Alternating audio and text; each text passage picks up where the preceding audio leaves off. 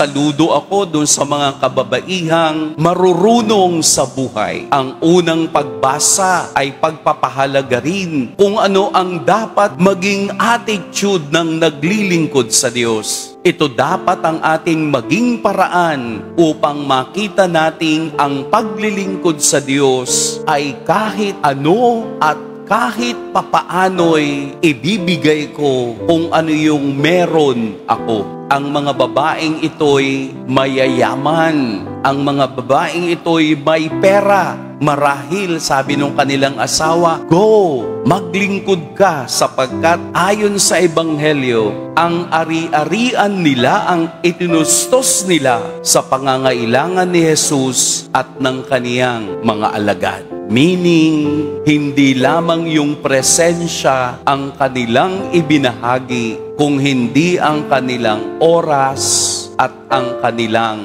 kayamanan. Kaya tayo rin po, tinatawag ng Diyos na maglingkod sa paraang kaya natin. Huwag lang hingi ng hingi, magbigay din sa Diyos. Amen. Pagpalain tayo ng poong may kapal.